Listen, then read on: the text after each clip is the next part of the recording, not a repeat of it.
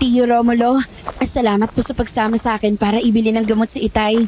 Kung kailan naman kasi gabi na, saka niya sinabi sa akin na ubos na ang gamot niya eh. Ayos lang, Rosalie. Ang mahalaga ay makainom ng gamot si Kuya Julian. Talagang tuluyan ng nanghina ang kanyang katawan. Ang sabi po ng doktor humina na po ang kanyang baga dahil pinabayaan niya na matagal ng kanyang ubo at sipon. Nauwi tuloy sa tuberculosis. Oh, ayan na ang bahay niyo. Dalayan na nating pumasok at lumalakas na ang ulan. Basa na rin tayo. Hindi sapat ang payong kasi may kasamang hangin. Oo nga po. Mapapainom ko na ng gamot sa Itay. Kanina pa siya inaatake ng ubo niya Mauna na po kayong pumasok at isasabit ko lang itong payong. Diyos ko. Rosalie, ang Itay mo. Patay na siya. Kinakain siya ng walang hiyang awok. Ano po? Patay na ang Itay ko? Oo. Nandito sa loob ng bahay niyo ang awak at pinatay niya ang Itay mo. Estorbo kayo sa pagkain ko. Umanda kayo sa akin. Halika na, Rosalie. Tumakbo na tayo. Humingi tayo ng tulong sa mga kapitbahay. Tayo na po, Tio Romulo. O mga kapitbahay, tulong! Hinahabol kami ng aswang! Mas mabilis ako sa inyo. Saan kayo pupunta, ha? Kakainin ko kayong dalawa. Huwag ka lalapit. Layuan mo kami!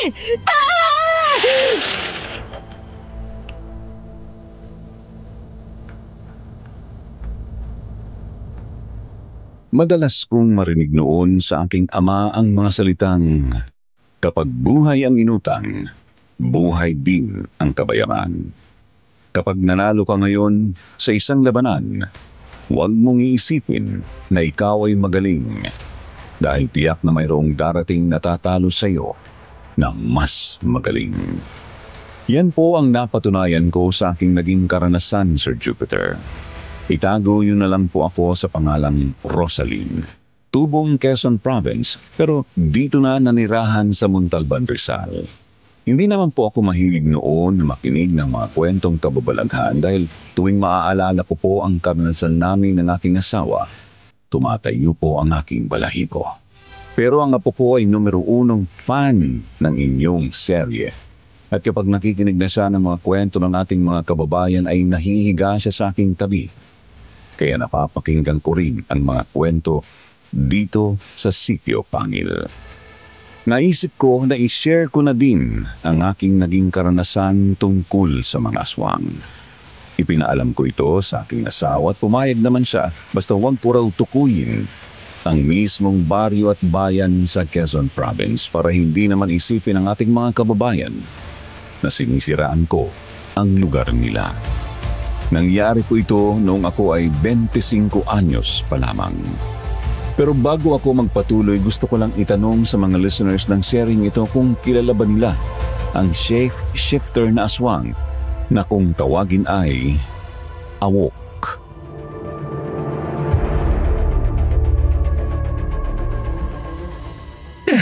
Sa akala ba ninyo ay matatakbuhan niyo ako?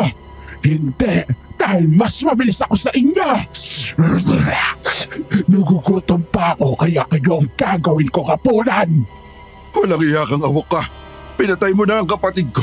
Ngayon ay ayaw mo pa rin kami tigilan. Sige, lalaban na ako ng sabayan.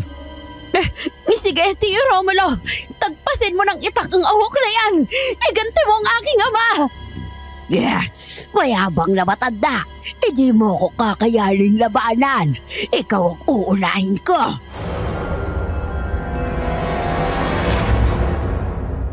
Galit na dinamba ng aswang si Tio Romulo. Bago pa niya mataga iyon ay natumba na siya at nabitawan niya ang itak.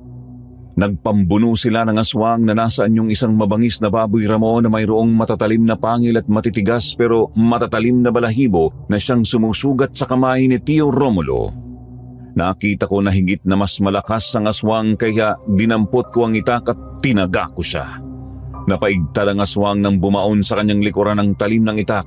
Galit na galit siya nang balingan ako, Sir Jupiter.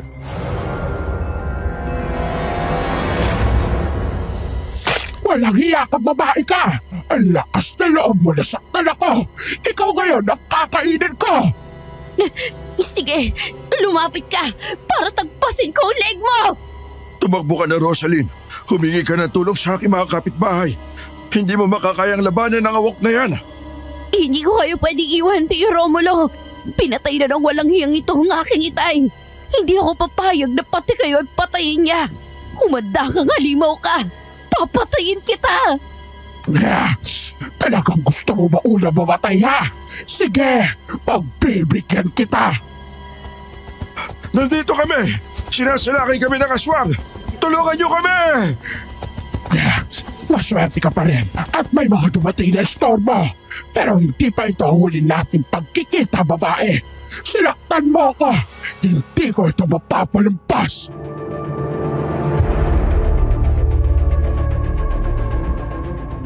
Mabilis na tumakbo papalayo sa amin ang aswang na kung tawagin sa aming lugar ay awok.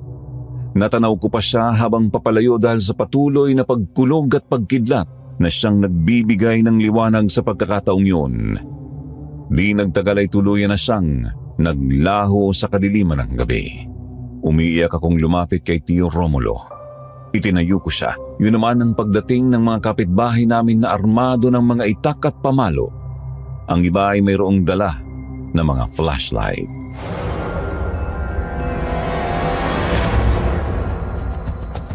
Nasaan ang awok, Mang Romulo? Doon siya tumakbo, Kapitan Oliver. Salamat at dumating kayo. Kung hindi, tsak na napatay na rin niya kami ni Rosaline. Oo nga po, Kapitan Oliver. Takot na takot ako. Akala ko ay wala nang tutulong sa amin habang sinasalaki kami ng halimaw na yon. Pasensya na kayo dahil sa lakas ng ulan at pagsabay pa ng kulog at kidlat. Hindi kagad narinig ang paghinginin niyo ng tulong. Nasugatan ko siya sa likuran. Tiyak na hindi pa siya nakakalayo. Sa direksyon yun siya tumakbo. Mga kasama, doon tayo pumunta ang awok. Galugarin ninyo ang lugar. Baka mamay maabutan pa ninyo ang salot na yun eh. Tio Romulo, Kapitan Oliver, ang aking itay. Patay na ang aking itay. Pinatay ng awok na yun. Halika na, Rosaline. Bumalik na tayo sa inyo. Tignan natin ang itay mo.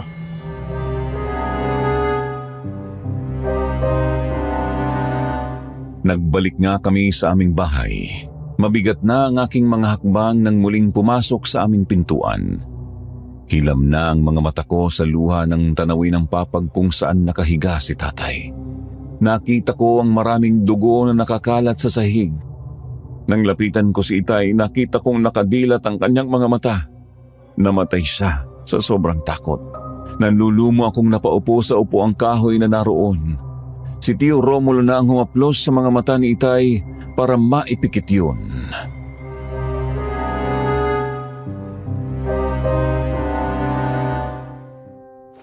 Kawawa naman si Mang Julian. May sakit na nga na biktima pa ng aswang. Kung kailan naman kasi wala si Kuya Arthur, tsaka pa nangyari yung bagay na to. Hindi ko na tuloy alam ang aking gagawin. Kasama nga pala si Arthur sa mga sundalong ipinadala sa Pilipinas sa giyera sa may Gulpo para sa repatriation ng mga Pilipino doon. Wala pa bang balita sa kanya? Wala pa po, Kapitan. Yung huling sulat niya noong nakaraang buwan, sasabi niya ay lumala daw ang gera doon. Wala po ulit sulat na dumadating. Ganun ba? O sige, pagtigil ng ulan lalakad na ako para pumunta sa punerarya sa bayan. Kapitan Oliver, wala po akong may pambabayad sa punerarya. Wala po akong hawak na pera. Pambili nga po ng pagkain at gamot ni itay, kinakapos kami. Sige. Igagawa na lang natin ang kabawang itay mo.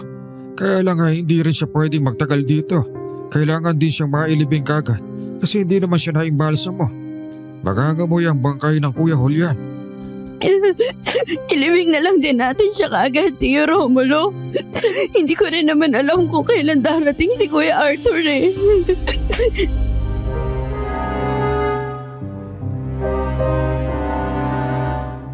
Kinabukasan nga pagtigil ng ulan at sumikat ang araw. Nagbigay ng plywood at kahoy sa Kapitan Oliver. Si Tio Romulo at ang isa naming kapitbahay na karpintero ang gumawa ng kabaong ni itay. Tinulungan naman ako ng iba pa na palitan ng damit si Itay. Isinuot ko sa kanya ang paborito niyang barong kapag nagsisimba siya. At makalipas nga ang ilang oras, nakagawa na ng kabaong sina Tio Romulo. Inilagay na namin doon si Itay at dinala na rin namin sa sementeryo. Nang ibababa na sa hukay ang kabaong ni Itay ay patuloy ang pagluha ako. Nag-iiyakan din ang mga kapitbahay namin na nakipaglibing.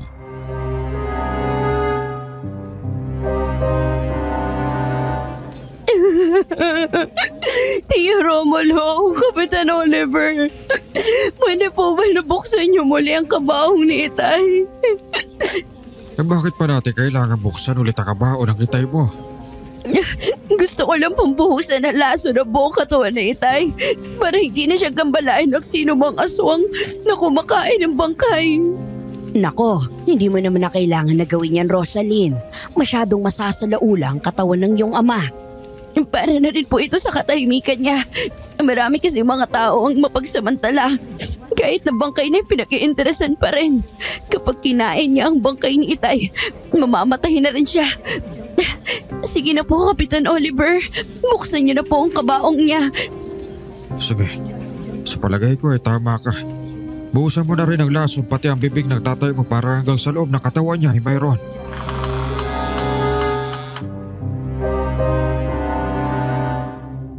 Nang mabuksan nga ulit ang kabaong ni Itay ay inilabas ko mula sa dala kong bagang matapang na laso na ginagamit ng mga magsasaka sa mga gulay at palay para patayin ang mga kulisap at uod.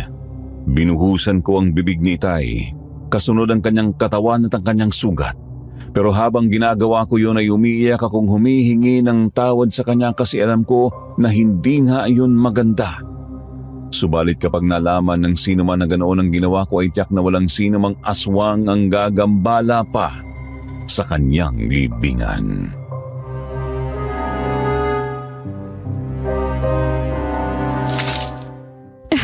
Huwag kang mag-alala, Itay. Ako na rin ang magpapaliwanag kay Kuya Arthur sakaling dumating siya at malaman niya ang ginawa kong ito sa'yo. Dapat nga pala ay ganito ang ginawa sa mga kamag-anak natin na inilibing para sa mga aswang na kumakain ng patay at malalason sila o sakaling pakialaman nila ang mga bangkay. Sa bagay, totoo nga naman yan, Kapitan Oliver. Sige po, ibaba niyo na sa hukay ang kabaong ni Itay. Alam ko naman na mauunawaan niya ako kung bakit gano'n ang aking ginawa. Para din yun sa kanya. Wala nang lalapastangan sa kanyang katawan. Rosaline, mauuna na ako ha.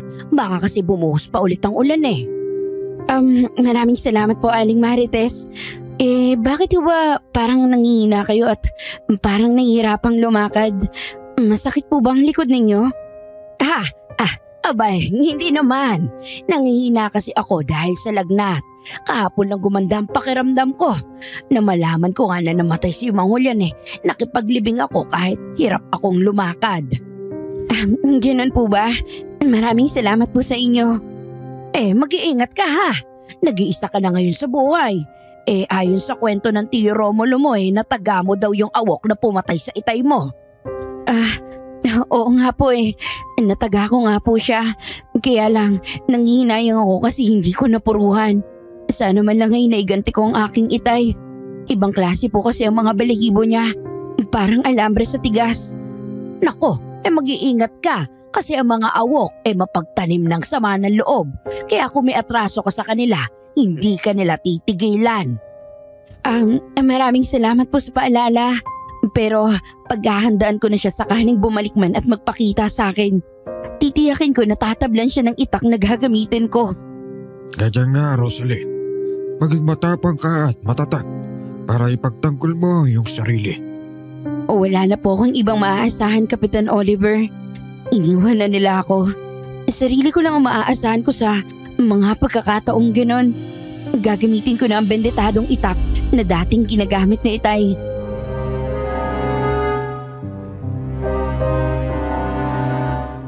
Noon lang muling naalala ng lahat na dating pinuno ng manunugis ang aking Itay. Nang magkasakit siya ay tinago na lang sa baul ng kanyang mga kagamitan. Kaya pala hindi na siya gumagaling sa kanyang karamdaman ay paulit-ulit siyang binabalikan ng awok para unti-unti siyang patayin. Sa paraang sinisip-sip niyo ng kanyang dugo at nito ngang huling pagkakataon ay tuluyan na siyang pinatay para kainin. Kaya nang umuwi ako sa aming bahay, kaagad kong kinuha sa ilalim ng kanyang papag ang isang baul. Nang buksan ko yun ay nakita ko ang mahabang itak na nakalagay pa sa bayna. Marahan ko iyong kinuha at pinagmasdan. Hinatak ko ang itak para maalis sa bayna at nakita kong may bahid pa ng dugo ang talim yun. Marahil ay dugo ng huling aswang na nakalaban ni Itay. Nakita ko rin sa kahon ang isang baril na mahaba. Alam kong kay Kuya Arthur dahil natandaan ko ang sinabi niya na carbine ang tawag sa baril na yon.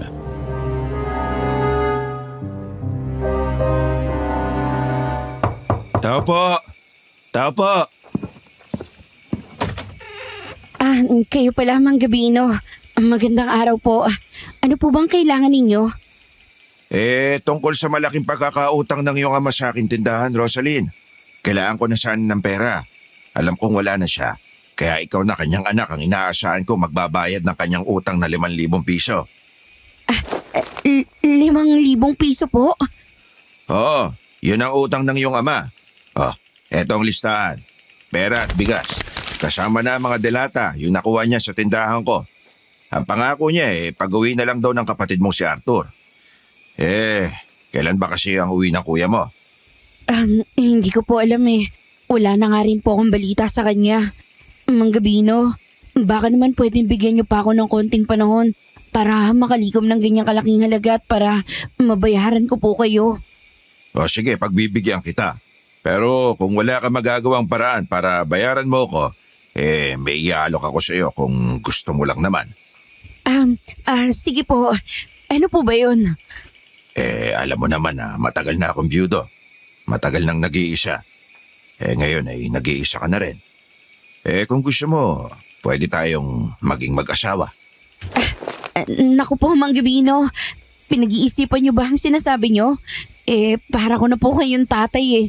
Gagawin ko na lang po ng paraan para mabayaran ko yung utang namin sa inyo. Konting panahon lang po ang hinihingi ko. Ay sige, kung yan ang pasya mo. Pero sinasabi ko sa'yo, kailangan mong ibalik ng buo ang pera ko, ha? Kasi kung hindi, patutubuan ko na yon.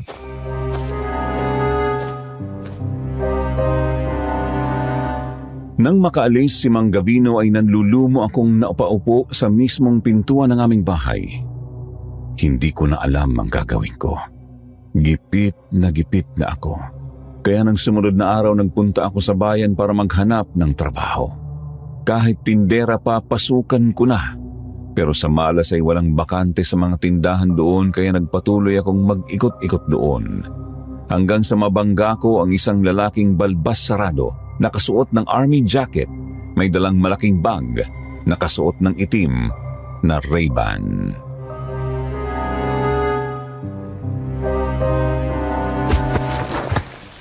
Naku miss, pasensya ka na ha. Hindi ko sinasadya na mabangga ka. Paano ba naman kasi kung saan-saan ka nakatingin habang naglalakad? Nakasuot ka pa ng salamin. Akala mo kung sino kang turista na namamasyal dito. Naku, tama ka. Hindi naman talaga ako taga rito kaya masasabing isa rin akong turista. Pasensya ka na ha. Ay nako, kung mamalasin ka nga naman, umalis ka nga sa dinadaanan ko. Dagdag ka pa sa problema ko eh. Ganda sana kaso suplada. Anong sinabi mo? Wala. Sarili ko kinakausap ko. Hinahanap ko yung terminal ng jeep eh. Doon sa banda doon. Dumiretso ka lang sa gilid ng palengke. Naroon ang mga terminal ng jeep. Kung anong biyaheng hinahanap mo, nandoon lahat. Nandun ba? Salamat ha. Teka, doon ka rin ba pupunta? Wala kang pake kung saan ako pupunta.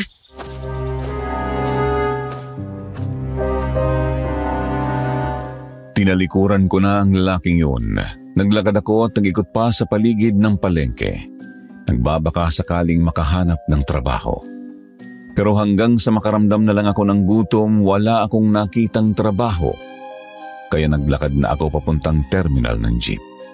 Pero talagang kumakalam na ang aking sikmura kaya nang mapadaan ako sa karinderya, pumasok ako. O-order na sana ako ng pagkain nang makita kong muli ang lalaking nakabangga ko kanina. Nakatingin siya sa akin, tapos mayroon siyang titingnan na larawan, kaya kinabahan ako. Naisip ko na baka mayroong masamang gagawin sa akin ang lalaking yon at kaagad akong lumabas ng karinderya.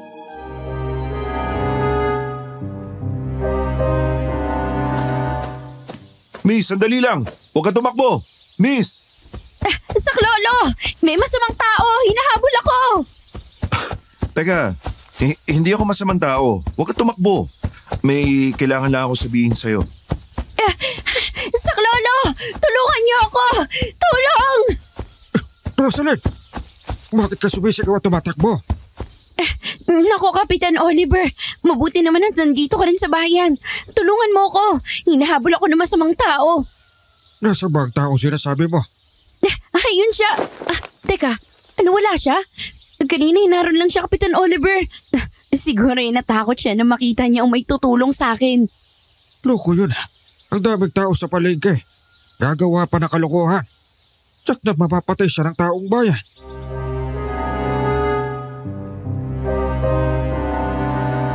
Nang matiyak ko na nga na wala na ang lalaking humahabol sa akin ay nakahinga ako ng maluwag.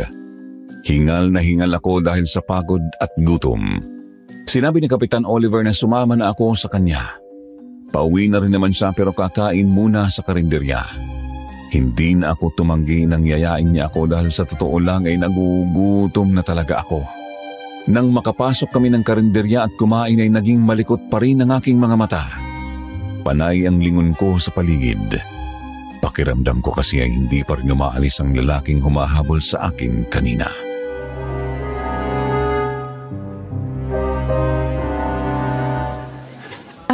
Kapitan Oliver, bakit nga pala nandito kayo sa bayan?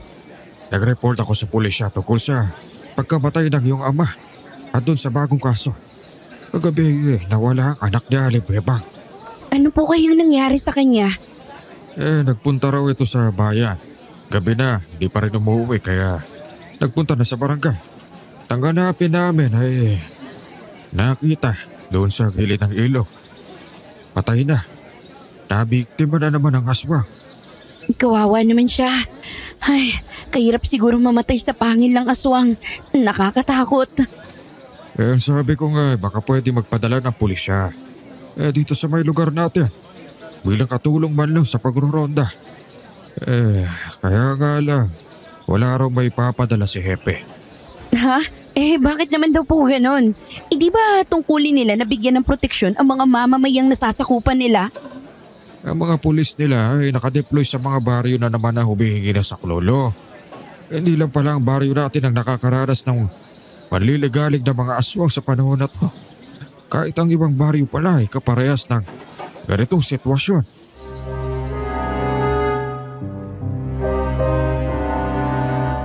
Sa sinabing yun ni Kapitan Oliver ay napabuntong hininga na lang ako. Talaga palang wala na kaming aasahan kung hindi ang aming mga sarili. Matapos nga na kumain kami ni Kapitan Oliver ay sumabay na akong umuwi sa kanya. May dala siyang owner jeep kaya nakatipid din ako sa pamasahe. Makalipas ang 2 oras nakabalik na kami sa aming baryo. Dumaan muna ako sa tindahan at bumili ng bigas bago umuwi. Malapit na ako sa aming bahay nang mapalingon ako sa pinanggalingan ko. Nagulat ako nang makita kong muli ang lalaking humahabol sa akin kaya nagmamadali akong umuwi. Isinara ang aming bahay. Kinuha ko ang baril sa baul at pumwesto ako sa pintuan ng aming bahay. Kaya nang tumapat sa bakuran namin ng lalaki,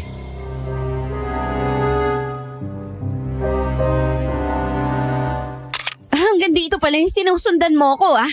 Diyan ka lang. Huwag kang lalapit. Ikaw ba si Rosalind? Yung anak ni Mang Julian? Aba, talagang inaalam mo ng tungkol sa akin, ah. Kung hindi ka aalis, papuputukan kita.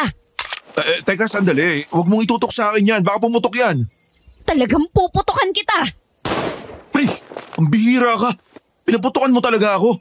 Buti na lang at nakapagtago ako dito sa puno. Hindi ako masamang tao. Sa bayan pa lang kanina, sinusundan mo na ako. Ano ba talagang kailangan mo? Kaibigan ako ng Kuya Arthur mo. Galing ako sa ibang bansa, sa Gulfo. Sundalo ka? Kasama ka ng Kuya Arthur ko? Oo. Pwede bang itabi mo yung baril mo? Pabayaan mo muna ako magpaliwanag. Lalabas ako dito sa pinagtataguan ko. Pero wag mo akong papuputukan. Kung hindi, aalis na ako. Sige. Lumapit ka dito.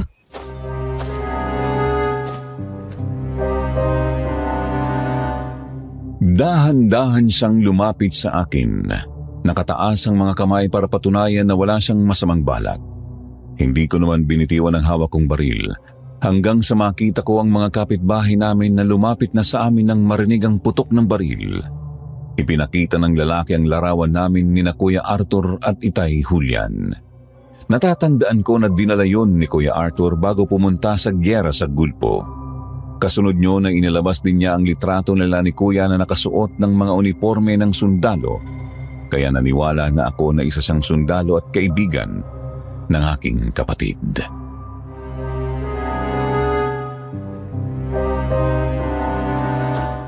Ako si Sergeant Nestor Salvador, kaibigan ng kuya mo.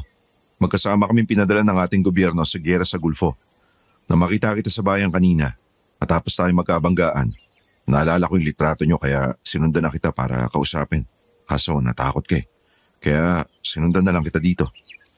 Kung kasama mo ang Kuya Arthur ko sa gyera sa Gulpo, nasan ang kuya ko?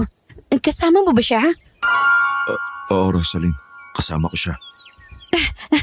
Pambihira talaga si Kuya. Palagi ako sinusurpresa. Nasaan na ba siya? Kuya, lumabas ka na dyan. Huwag mo na siyang hanapin dyan sa labas. Hindi naman siya sasagot sa'yo eh. Teka. Hindi pa sabi mo kasama mo ang kuya ko? Nasaan na siya?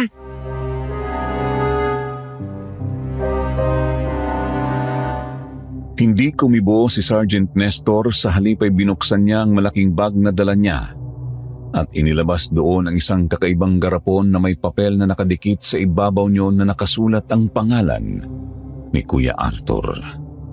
Natigilan ako habang nakatingin kay Sergeant Nestor. Malakas ang kabog ng aking dibdib. Nagtataka pa rin ako kung para saan ang garapong nasa ibabaw ng mesita. Halos mabingi na rin ako sa bulungan ng mga kapitbahay namin na nakikiosyoso. May nakasilip sa bintana at mayroong naroon sa pintuan. Ang iba ay nasa labas na ng aming bakuran.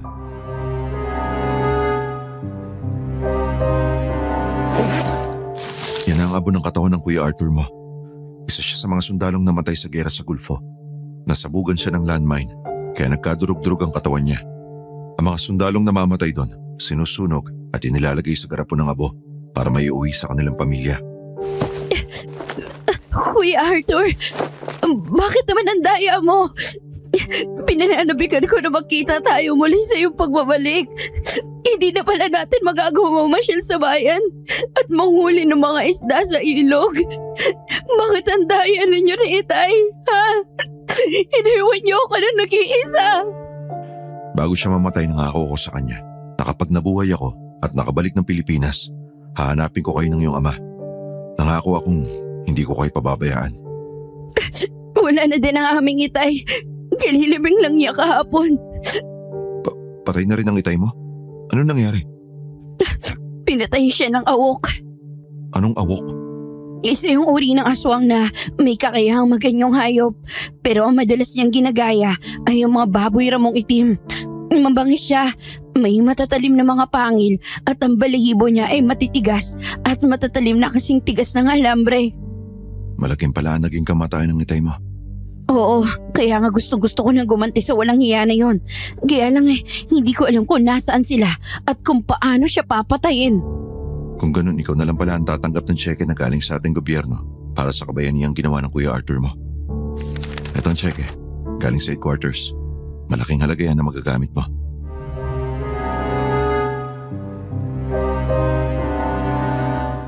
Nang iabot sa akin ni Sergeant Nestor ang tseke ay hilam na sa luha ang aking mga mata.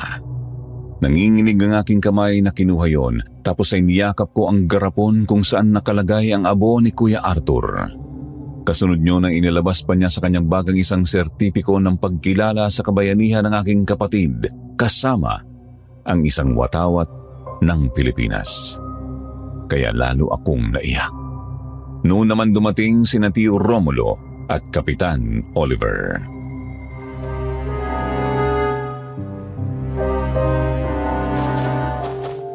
Rosalie, sinong lalaki ito? Isa po siyang sundalo, Kapitan Oliver. Nakasama siya ni Kuya Arthur sa giyera sa Gulpo. Pero wala na po ang kuya ko. Namatay siya sa giyera at ito ang abo. Nagsunog niyang katawan. Nakakalungkot naman. Nakikiramay ako, Rosalie. Lakasan mo ang loob mo. Sana makayanan mo ang pagsubok na ito.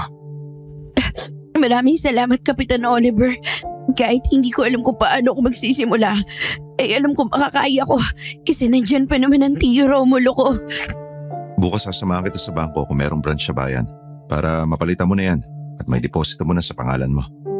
Pero ilibing na rin natin si Kuya Arthur sa pinaglibingan ni Itay para magkasama sila sa isang libingan. Sige.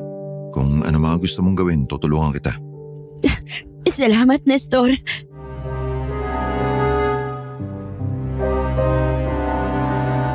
Dahil walang ibang tutuluyan, si Sergeant Nestor ay doon ko na sa pinatuloy sa aming bahay. Ipinagamit ko sa kanyang dating kwarto ni Itay. Nang sumunod na araw ay dinala na namin sa sementeryo ang abo ni Kuya Arthur. Sa tabi ng libingan ni Itay na rin kami naghukay para doon na rin ilibing si Kuya Arthur. Matapos nyon ay nagpasama ako sa kanya sa bayan, sa bangko para ideposito ang pera sa pangalan ko pero nag-withdraw ako ng pambayad kay Mang Gavino bago kami bumalik sa baryo. Naabutan na nga namin na nasa pintuan ng aming bahay si Mang Gavino.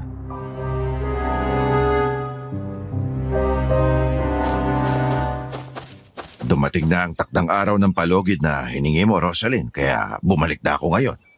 Grabe ka naman, Mang Gavino. Pang 3 araw pa lang nang huli tayong nag-usap. Nandito na kayo kaagad? Ang sa akin lang naman. Kung meron ka ng pangbabayad ngayon. Meron na nga, Mang Gavino. Eto na po ang pera nyo. Maraming salamat po sa ginawa ninyong pagtulong sa aking Itay. 6,000 na po yan. Oh, may pera ka pala. Kung ganoon, hindi mo na pala kailangan ng alok ko. Hindi na po. Dumating na po kasi ang nobyo kong balikbayan. Eto nga po siya, oh. Si Nestor po. Hoy, Nestor, kausapin mo naman si Mang Gavino. Opo. Ako nga po ang nobyo niya.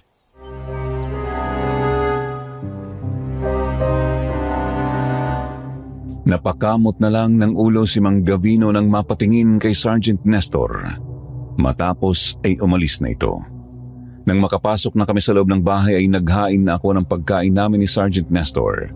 Bumili na kasi kami ng lutong pagkain sa bayan bago kami umuwi. Sabay na kaming kumain ng sandaling yon.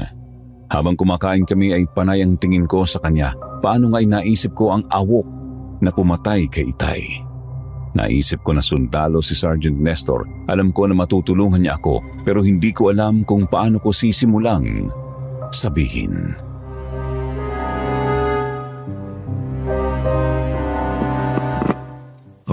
Bakit ganyan ang tingin mo sa akin? Meron ba akong dumi sa mukha? Meron. Yung makapal na bigote at balbas sa mukha mo. Para lang siyang dumi na nandyan eh. Ayaw mo bang alisin yan? Huwag ka mag-alala. Maalisin ko rin to. Pero hindi nga lang sa ngayon.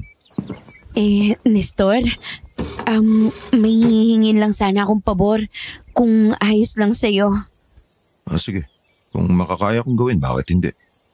Tulungan mo ako makaganti sa aswang na pumatay kay Itay. Hindi ako matatahimik habang buhay siya. At alam ko na babalikan din niya ako kasi nasaktan ko siya. Sige, tutulungan kita. Hindi ako alis rito hanggang kailangan mo ako. Igaganti natin ang Itay mo laban sa awok na yon. Maraming salamat, Nestor.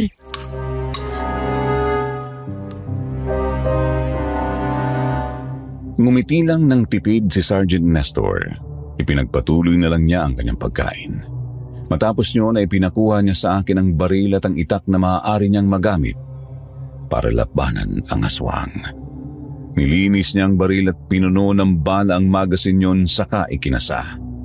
Ang mahabang itak naman ay hinasa niya para muling manumbalik ang talim at kislap nyon.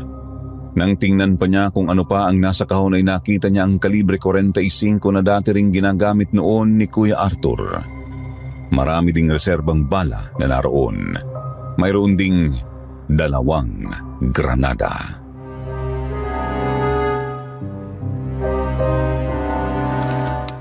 Nandito pa pala ang gamit ng Kuya Arthur mo. Pwede natin ito magamit laban sa sinasabi mong awok. Oo, dyan lahat inilagay ni Itay pati ang mga gamit niya sa panlaban sa mga aswang. Ganito na pala ang sitwasyon niyo dito. Bakit hindi kayo humingi ng tulong sa mga pulis? Ginawa na yan ni Kapitan Oliver. Ang problema lang wala nang maipapadalang pulis dito dahil nandoon na din sila sa ibang baryo na niniligalig din ng mga aswang. Kung ganun, hindi lang pala ang baryong to ang nililigalig ng mga aswang. Pati pala ang karatig na lugar. Ibig sabihin, hindi lang iisa ang aswang kung ganun. Gano'n na nga. Pero nagpapasalamat pa din ako kasi ilang gabi nang nakakaraan at hindi naman ako binalikan ng awok na yon. Pero ayon kay Kapitan, ay ang anak naman ni Aling Bebang ang napatay. Kung ganun, dapat na talagang putulin ang pag-aasik ng lagim ng aswang na yon. Marami pang inosente ang masasaktan at mamamatay kapag patuloy siyang mabuhay.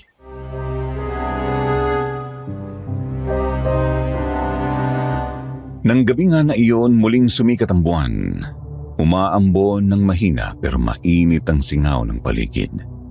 Kapag ganoong pagkakataon, alam na ng mga tao sa aming lugar na gagala na naman ng aswang na awok. Ganoon kasi ang paborito niyang panahon para mambiktima.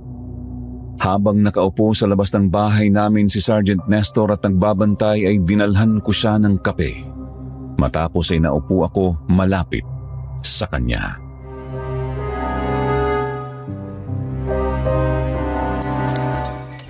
Yung ibang tao dito, kapag ganitong oras na nasa loob na ng bahay, natatakot na baka salakayin ng awok. Pero ikaw talagang dito ka pa pumupwesto sa labas ng bahay. Hindi ka ba natatakot? Kapag nagkulong ako sa loob ng bahay, ano makikita ko? Paano ko makakaharap yung sinasabi mong awok kung magtatago ako? Salamat nga pala sa kape ha. Mapanlin lang na aswang ang awok. Gaya nga ng sinabi ko, nakakaya niyang gayahin ang anumang hayop na mababangis. At kumisan kaya rin niyang gayahin ang itsura ng isang tao. Kahit ano pa ang itsura niya, kapag tinamaan siya ng bala ng karbin, tsak nasasambulat ang katawan niya. O kaya naman saluhin niya ang granada ko. Maloko ka talaga. Para kang Kuya Arthur ko.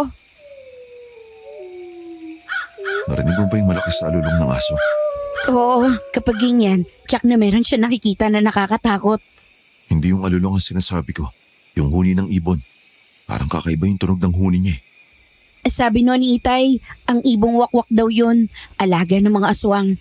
Kapag narinig mo na parang nasa malapit lang siya, ibig sabihin ay nasa malayo pang aswang. At kapag malayo naman ang tunog ng huni niya, ibig sabihin ay nasa paligid mo ng aswang. Isa yan sa ginagawa nila para lituhin ang kanilang biktima. Kung ganun pala, nasa malayo ang aswang. Kasi yung tunog ng ibon, parang malapit lang sa atin. Para siyang nakadapo lang sa isa sa mga puno rito. Ganun na nga. Pero sa palagay ko nagkakamali ka, Rosaline. Pumasok ka na sa loob. Nasa paligid lang ang aswang. Nararamdaman ko. Hindi ako papasok. Di ba sinabi ko na sa'yo na gusto kong makaganti sa kanya dahil siyang pumatay sa Itay ko? Kaya dito lang ako. Oo nga pala. Kapatid ka nga pala ng sundalo kaya matapang ka rin. O sige, tayong dalawang tumugi sa aswang na yan kapag nagpakita sa atin.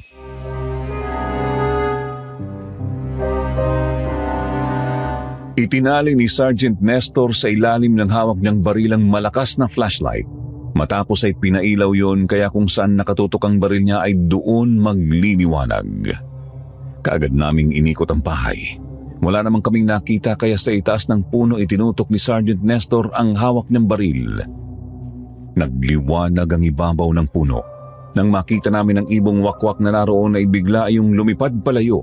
Kasunod nyon ay nakarinig kami ng malakas na sigaw ng isang babae kaya nagmamadali kaming pumunta sa kalsada.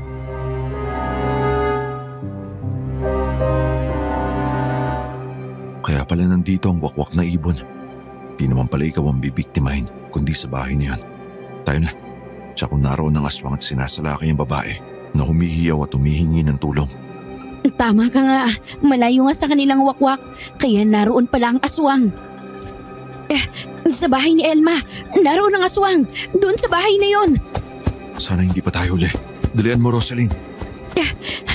Sige, kasunod mo lang ako.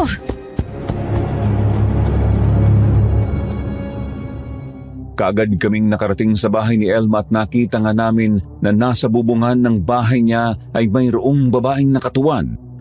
Paano nga ay sinisilip na yun sa loob ng bahay si Edna? Kaagad yung inilawan ni Sergeant Nestor at kaagad na pinaputukan. Nasa pool sa tagiliran ng babae kaya naman tumalon ito mula sa bubungan.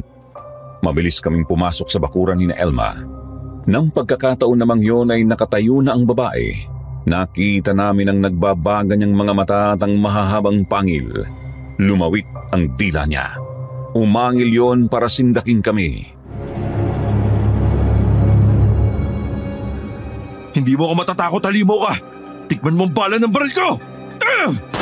Ang galing mo palang pumaril. Sa pool mo na naman ang aswang. Sa lakas ng baril na yan, bulagta talaga siya. Huwag ka muna magsaya. Hindi pa tapos ang laban. Tignan mo, mabilis pa rin siya nakabangon at nakatakbo.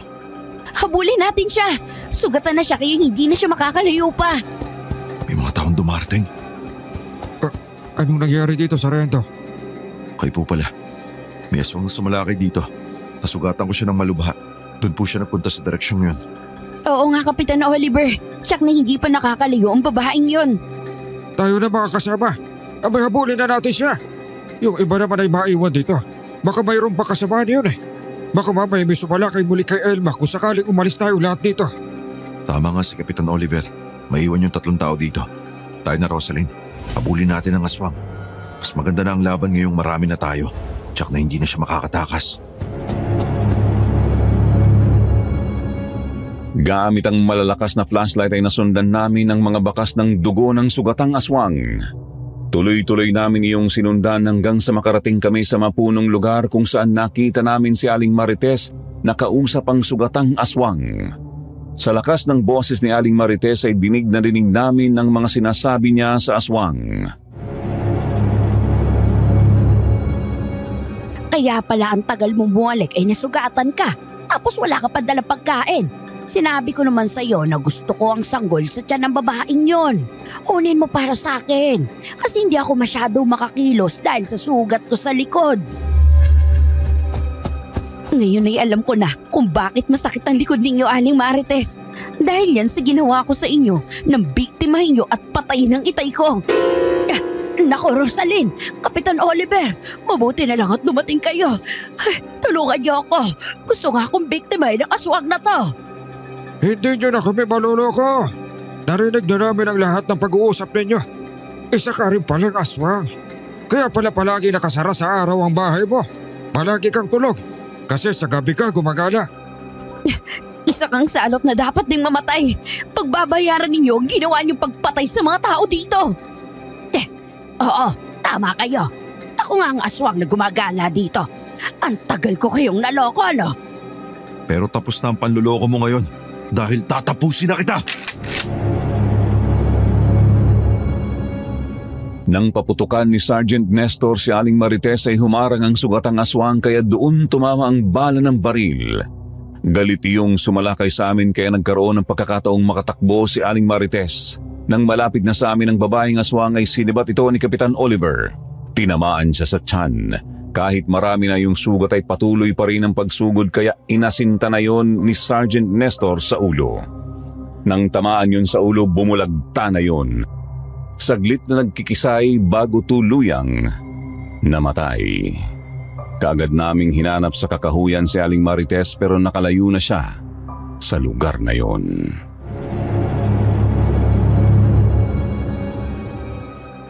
Sayang, hindi pa natin nasukulong walang iyong matanda na yon.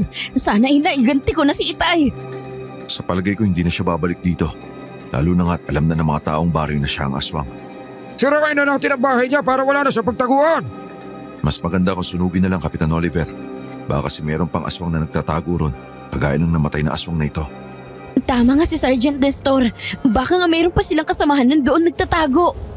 Mga kasama, tayo na sa bahay ni Aling Marites. Nagkaisa nga ang mga tao na puntahan ang bahay ni Aling Marites na yari sa kahoy at pawid.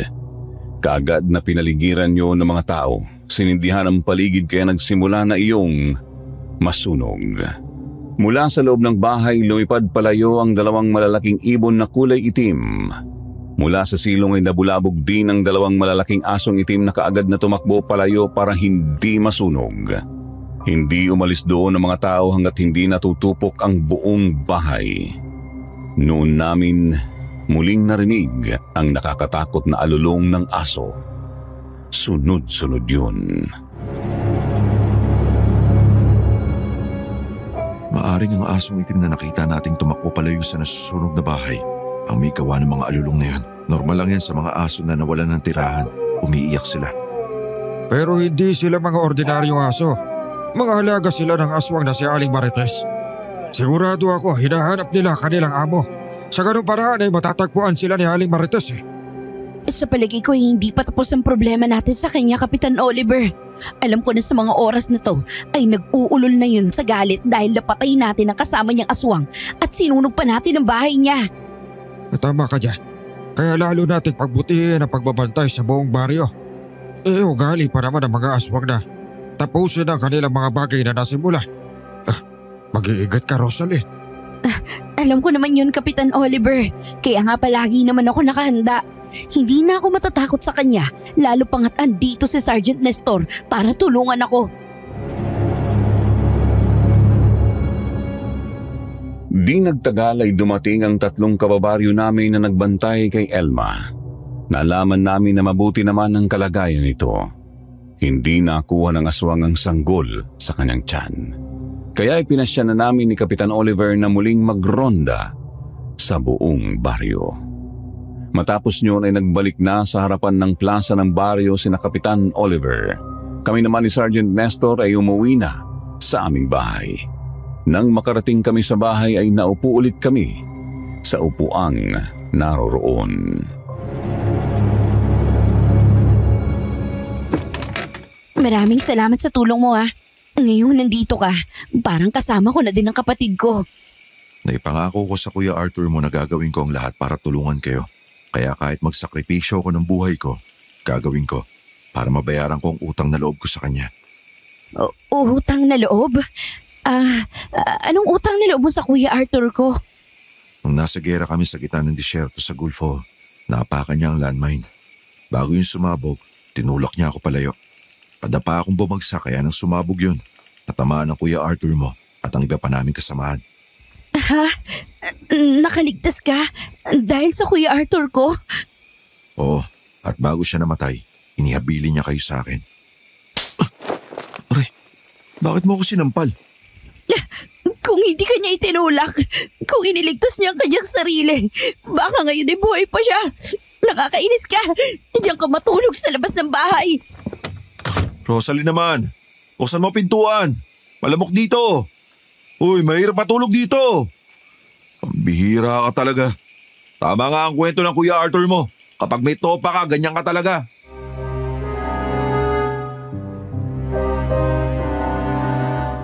Kahit anong katok ni Sergeant Nestor sa pintuan namin ay hindi ko na siya pinagbuksan.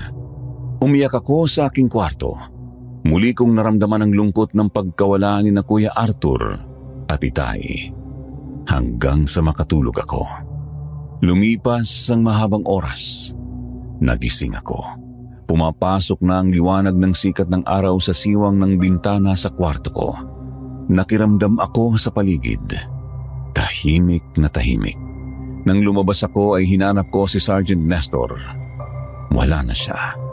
Noon ako biglang kinabahan. Naisip ko na baka umalis na siya at nagbalik na sa kanila dahil hindi ko pinapasok sa bahay kagabi. Hanggang sa matanaw ko siyang paparating, pasan ng isang galong tubig. Nakahubad siya kaya natulala ako dahil iba na ang itsura niya. Nag-ahit na siya ng balbas.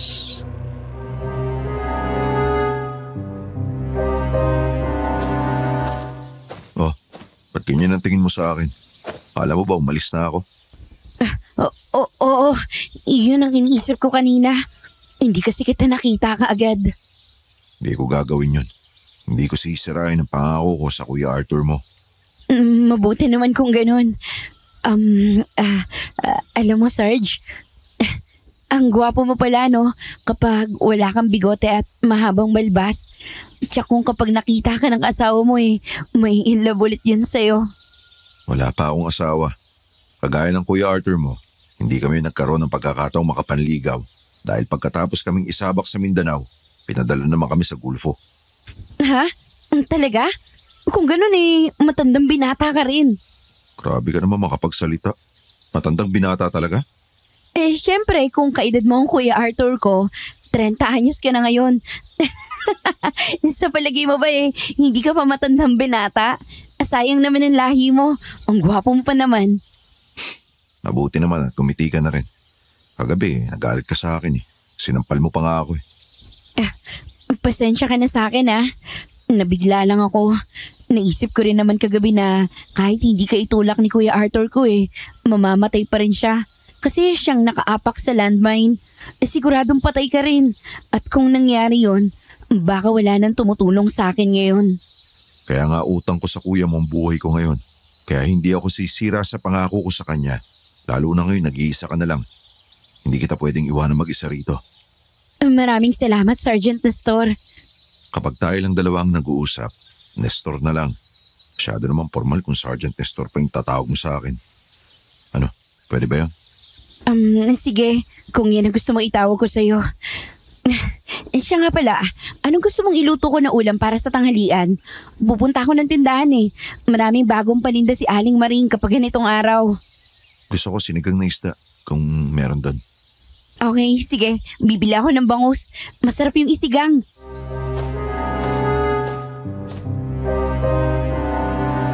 Nakita ko ang matamis na ngiti sa labi ni Sergeant Nestor nang iwanan ko siya. Naglakad ako papunta sa tindahan. Nang makarating ako sa tindahan ay bumili ako ng isda at gulay na pangsahog sa lulutuin kong sinigang na bangus. Pati sampalok at siling berde, bumili din ako. Paalis na ako sa tindahan nang mapansin ko ang isang lalaki at isang babae na nakatingin sa akin. Ngumiti siya, pero dahil hindi ko siya kilala, hindi ko siya pinansin. Humakbang ako palayo sa kanila.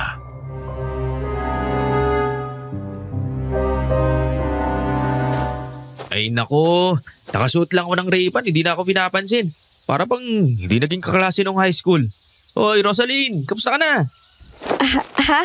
Ako bang kinakausap mo? Oo naman. Tinatawag ko na nga yung pangalan mo, di ba? Ikaw ang kinakausap ko. Ano, hindi mo ako natatandaan?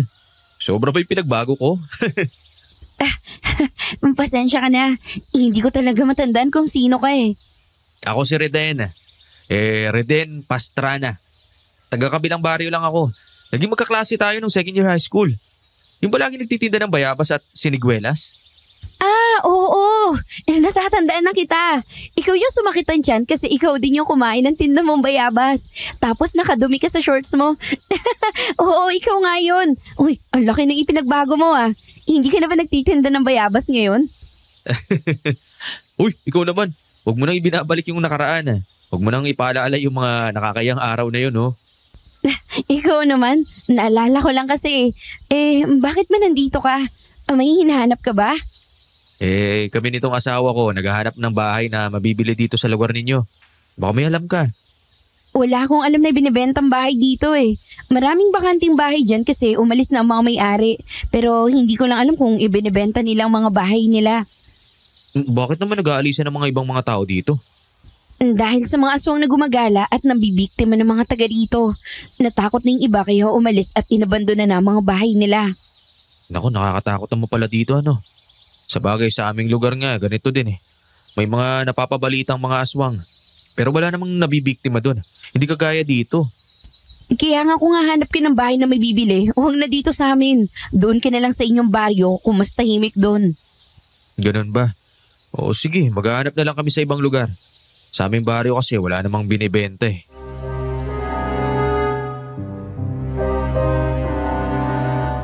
Kaagad naman akong naglakad palayo kina Riden. Nang muli ko silang lingunin ay nakita ko na nakatingin silang dalawa sa akin. Bahagya pa siyang ngumiti at kumaway kaya naman ipinagpatuloy ko na ang paglalakad pauwi sa aming bahay. Nang makarating ako sa amin ay kaagad kong nilinis ang isda at isinalang sa kalan gamit ang mga kahoy na sinibak ni Sergeant Nestor. Kaya matapos ang 1 oras ay nakaluto na kami ng tanghalian. Sabay na kaming kumain. Hindi kagaya noong mga nakaraang araw ay seryoso kami. Ngayon ay pareho kaming nangungulit sa isa't isa.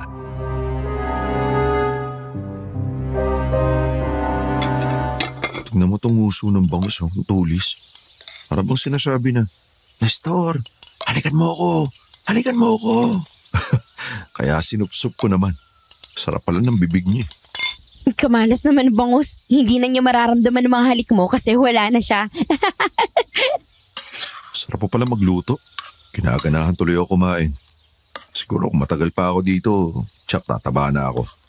Tama lang naman na kumain ka na madami. Dahil mamayang gabi, sigurado na mapupuyat na naman tayo. Rosaline, alerto ka. Parang may narinig ako malakas na angin ng aso. Oo, naririnig ko rin. Ay, pambihira naman oh. Ngayon lang tayo nakakain na masarap, tapos iistorbohin pa tayo. Nagulat kami ni Sergeant Nestor nang biglang mawasak ang dingding namin na lawanit sa tapat ng lamesa. Paano ay binangga iyon ng malaking asong itim kaya tumaob ang lamesa pati ang mga pagkaing naroon. Mabuti na lang at alerto kami. Kaagad na nakalayo doon kaya hindi kami nasagpang ng asong itim. Kaagad kong kinuha ang itak at tinaga ko ang aso pero mabilis siyang nakailag. Muling lumabas ng bahay. Naisara naman kaagad ni Sergeant Nestor ang pintuan. Nakuha niya ang kanyang baril at pinakiramdaman ang paligid. Dalawang asong umiikot dito, Rosaline. Daig pa nilang nauulol. Sa palagay ko sila ang alaga ni Aling Marites. Tama ka nga, pero sa tingin ko hindi sila pangkaraniwang aso. Matatalino sila at nauutusan ng aswang. Umalis ka dyan. Nandiyan na yung isa. Dito ka, madali. Itong bala kong tikman mo. Nasa pool mo ba siya, Nestor? Oo, tinamaan ko siya. Tignan mo, may tumalsik na dugo. Kasunod nyo ay natahimik muli ang paligid kaya nagkakatinginan kami ni Sergeant Nestor habang nakikiramdam. Marahan akong sumandal sa dingding habang hawak ko ang itak. Nang makita ko ang maliit na butas ay sumilip ako. Laking gulat ko nang makita kong nakatayo ang malaking aso sa tapat ko mismo. Bago pa ako nakaiwas ay lumusot na sa dingding ang kamay ng malaking aso at nahawakan ako sa braso. Pilit akong hinahatak palabas kaya naman naging mabilis ang kilos ni Sergeant Nestor. Pinaputukan niya ang dingding sa mismong tapat ng malaking aso na humahatak sa akin. Alam kong tinamaan ni Sergeant Nestor ang aso pero hindi pa rin yun bumitiw sa akin kaya tinaga ko yun ng hawak kong itak. Naputol yun.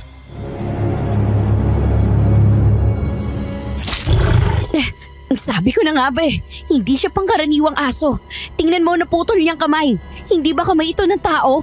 Hindi lang masyadong mapapansin kasi sobrang kapal ng balahibo. Tama ka nga. Kaya kung sa katawan lang sila tatamaan ng bala, hindi sila mamamatay. Dapat ulo nila ang pasabugin. Tara sa labas. Mas makakalaban tayo ng maayos kapag nasa labas tayo. Makikita natin kung nasan sila. Tirik na tirik ang araw, kaya wala silang pagtataguan. Mag-iingat ka, Nestor. Wow, parang nag-aalala ka para sa akin. Ayos yan. Mas gaganaan ako makipaglaban. Alam mo, sabi ko nga dati sa Kuya Arthur mo nung pinakita niya sa akin yung litrato niyo, liligawan kita kapag nakauwi kami ng bansa. Sabi niya sa akin, bahala raw ako. Kaya, pwede ba kitang ligawan? Ikaw talaga, puro kakalokohan. Nasa labas ang ating kalaban. Malalaman mo yan kapag natapos na ang problema ko. O sige, tatapusin ko ng madali ito. Umanda kayo sa akin, mga hangal kayo. Marahan kaming lumabas ng bahay. Malikot ang aming mga mata habang hinahanap namin ang dalawang aswang na nasa anyong malalaking aso. Hindi namin sila nakita. Kahit sa bubungan ng aming bahay hinanap namin ang mga aswang pero hindi rin namin sila makita. Maya-maya ay sumenya sa akin si Sergeant Nestor. Itinuro ang mga patak ng dugo na papunta sa likuran ng malalaking puno. Kaya naman dahan-dahan kaming lumapit sa puno habang nakaumang ang baril na hawak niya. Pagdating namin sa puno ay wala rin kaming nakitang aswang. Pero nang may pumatak na dugo sa aking noo ay napatingala ako.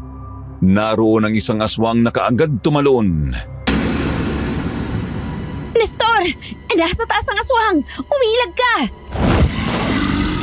Natamaan mo siya sa ulo! Patay na ba siya? Salamat, Rosalina.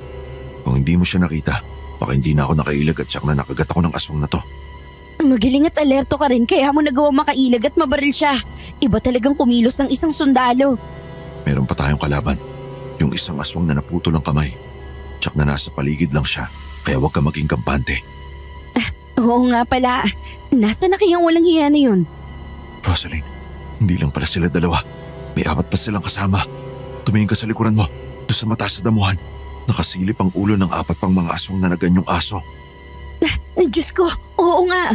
Hindi kaya nanghingi na ng tulong si Aling Marites sa mga kagaya niyang aswang para salakayin tayo.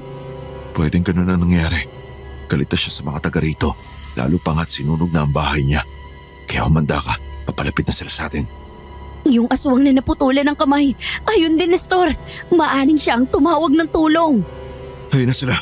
Dito ka lang sa likuran ko at papuputokan ko sila. Ang liliksi nilang kumilos. Inilagan lang nilang mga bala mo. Mas mahirap pala tong kalaban kaysa sa mga rebelde. Kasi mga tosing bilis kumilos ng mga hayop na ginagaya nila.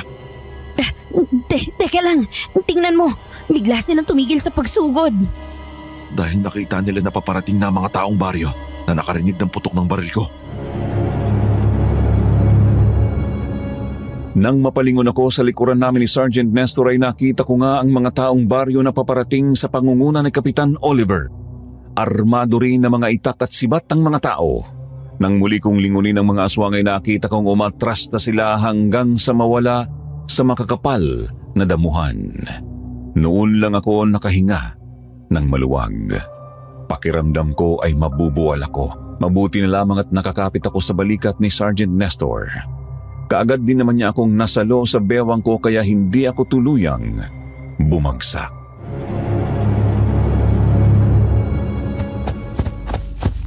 Rosaline!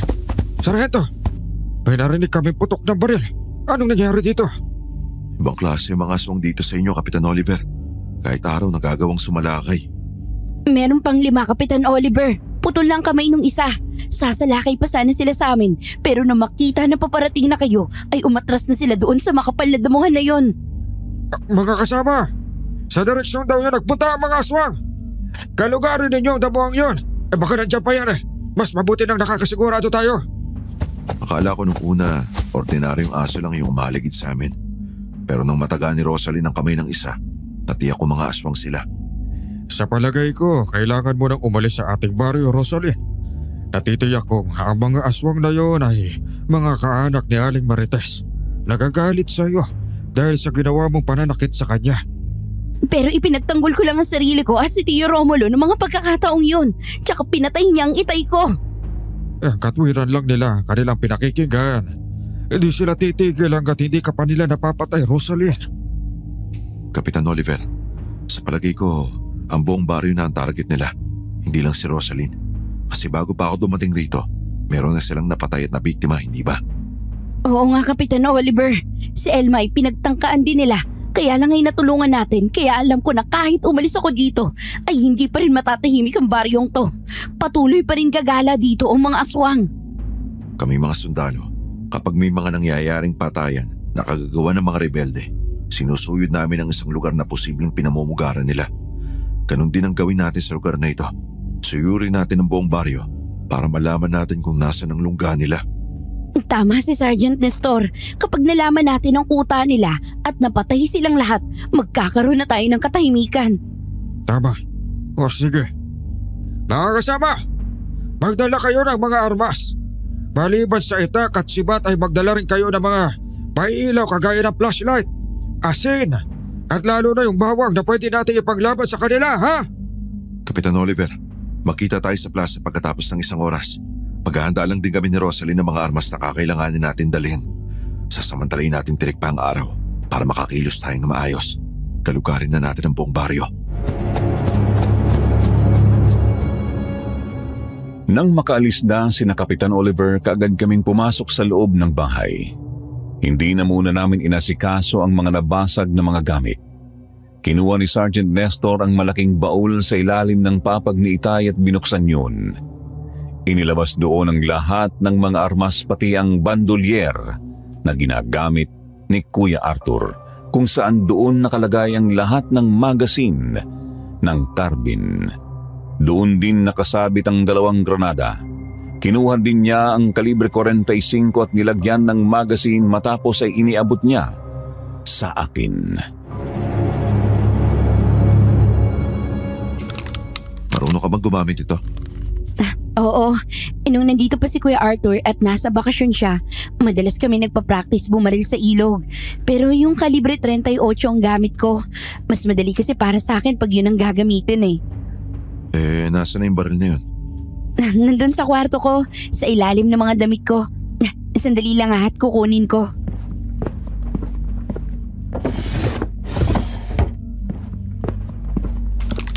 Oh, eto ang baril oh.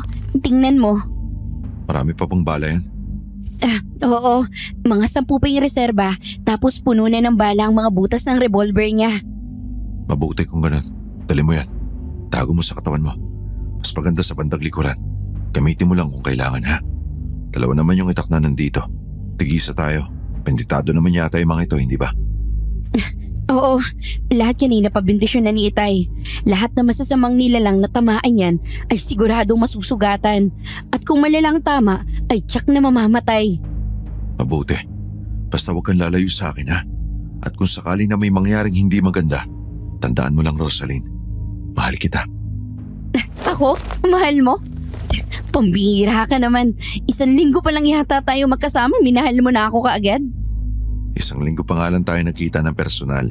Pero ilang buwan na mula nang ipakita sa akin ni Arthur yung litrato mo, nagustuhan na kita.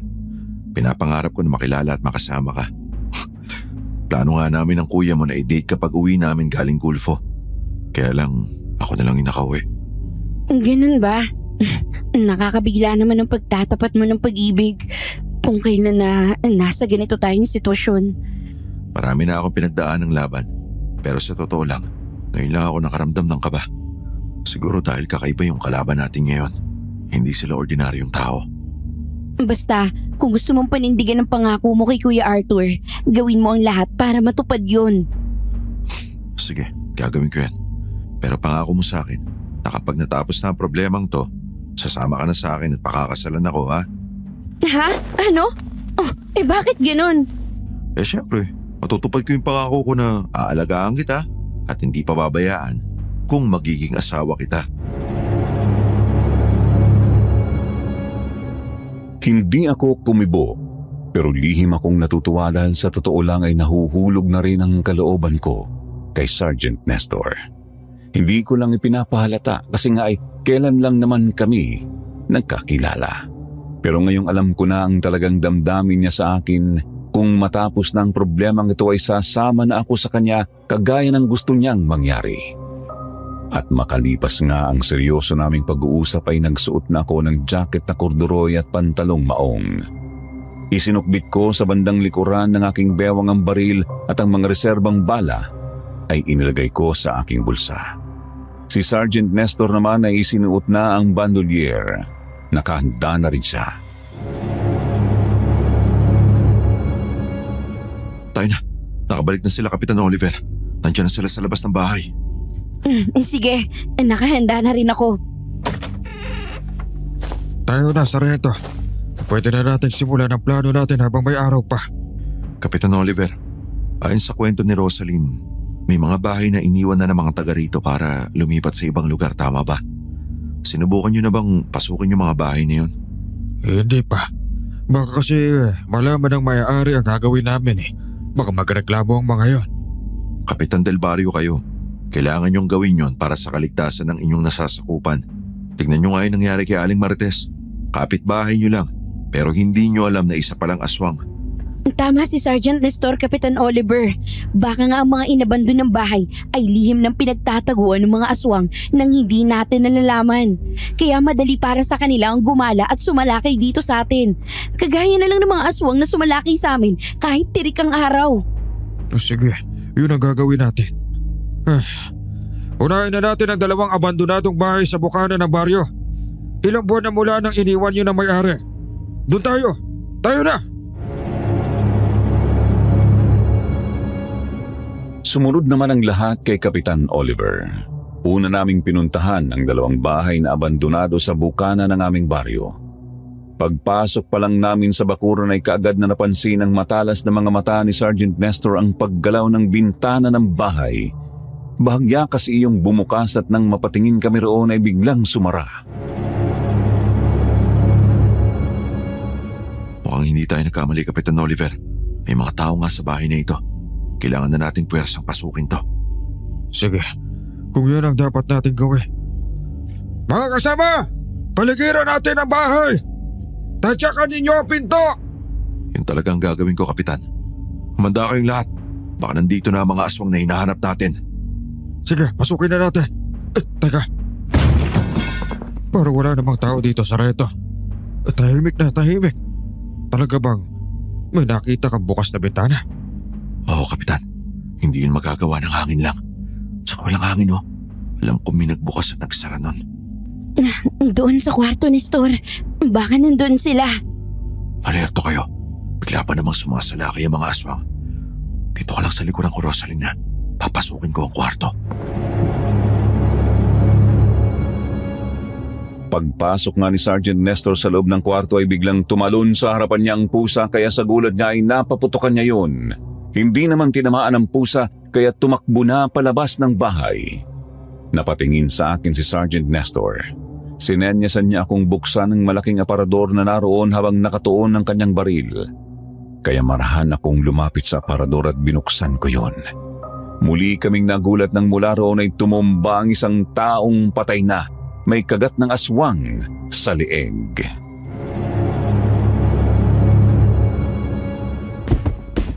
Diyos ko po! Patay ng taong to, Nestor! Kung ganun, tama nga ako. May aswang na nagtatago rito. Tama ka nga, Sargento.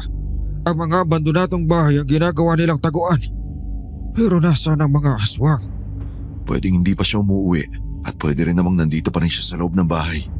Pero meron pa siyang sikretong taguan. Kaya yun ang hahanapin natin. Ayun sa kusina. Mayroong mga patak ng dugo. Sariwa pa mga dugong yun. Sa palagay ko nasa drum ang aswang. Doon nagtapos sa mga patak ng dugo. Hoy, aswang! Alam ko nandiyan ka sa loob ng drum. Lumabas ka dyan. Kung hindi, bibistayin ko ng bala ang drum na yan. Labas! Tama ka nga. Nasa loob siya ng drum. Nagulat ako nang lumabas ang aswang. Siya ang aswang na naputulan ko ng kamay kaya hanggang ngayon ay patuloy iyong nagdurugo. Galit na galit siya nang muli akong makita kaya nang marahan siyang umalis sa drum. Akala namin ay susuko na siya na maayos pero desperado siyang sumugod sa amin kaya pinaputokan na siya ni Sergeant Nestor. 2 bala ng carbine ang tumama sa dibdib ng aswang. Pero patuloy pa rin iyong lumalapit sa akin. Nang malapit na siya sa akin ay saka siya bumagsak. Namatay siyang dilat ang mga mata. Sigurado ako mga kasama niya ay nagtatago pa sa ibang mga abandonadong bahay. Matatalino sila. Hindi nagsasama-sama sa isang lugar para kung may ganitong problema, hindi sila mauhuling lahat. Kung gano'n ay pasukin natin ang iba pang mga abandonadong bahay. Dalian lang natin dahil malapit na kumalat ang dilim. Mahihirapan tayo kapag madilim na. Magiging delikado rin yun para sa atin. Kailangan na nating ituloy ito kahit abutin tayo ng gabi, Kapitan. Kailangan natin silang mahuli o kaya naman maitaboy palayo ng baryo. Kapag nagawa natin yun, tsak na hindi na nila iisipin bumalik dito, lalo na kapag nalaman nila na ang mga tao rito hindi na natatakot sa kanila. Oo nga, Kapitan na Oliver. Putulin na natin ang kasamaan ng mga aswang na yan. Lalo na si Aning Marites. Baka siyang tumawag sa mga dayuhang aswang na yan para dito maghasik ng gulo. Napakasama niya para ipagkanulo ang sarili niyang baryo. Mabuti na lang at natuklasan natin siya pala ang salot. Pero habang buhay siya, hindi tayo matatahimik sa lugar na to. Nang lumabas kami ng bahay ay agaw dilim na. Kasunod naming pinuntahan ang 2 bahay na matagal na ring walang nakatira. Bago pa kami nakapasok sa bakuran ay nagtalunan na sa mga bintana ang 2 aswang. Nakita naming lahat kaya naman nagkagulo na kami. May mga taong humabol sa isang aswang at kami naman ay hinabol namin ng isa pang aswang. Nagpunta sa matalahib na lugar ang isa at ang isa naman ay sa kakahuyan. ng aswang, Nestor. Huwag mo nang hayaang makatakas pa. Ang bilis niyang tumakbo. Hindi ko masinta. Habulin na lang natin. Tumatakas na sila dahil alam nilang desperado na tayong mahuli silang lahat. Dalihan natin bago tuluyang makalayo yan! Tayo ng isang aswang, Kapitan Oliver. Hinahabol ng mga tauhan mo. Tayo na, bilisan niyo! Nestor, may isang aswang pa. Ayun, sundan natin. Nagmamadali kong hinabol ang ikatlong aswang na nagpakita. Isa yung awok na nag-anyong baboy ramo. Inakala ko na kasunod ko na si Sergeant Nestor. Hindi pala dahil patuloy niyang hinabol ang isang aswang. Sina Kapitan Oliver naman ay hinabol ang isa kaya nang matiyak kong nag-iisa lang ako ay kaagad akong tumigil sa pagtakbo. Nang maramdaman din ng aswang na nag-iisa lang ako ay biglang tumigil sa pagtakbo. Humarap siya sa akin. Galit na tumindig at matapos ay galit na sumugod kaya naman napaatras ako. Hinawakan ko ng mahigpit ang itak.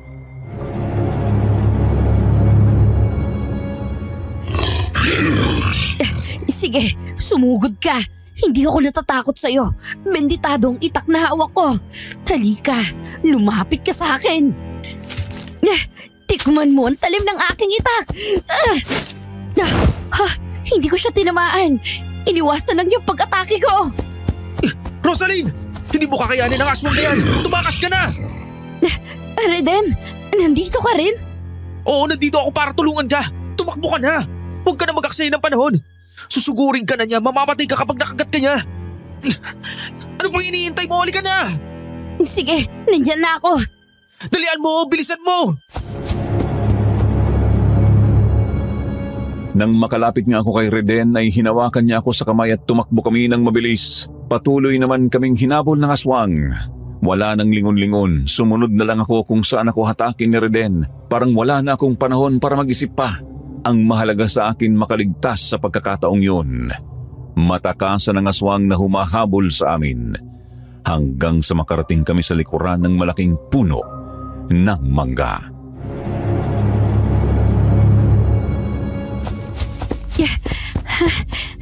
Magpahinga na muna tayo rito.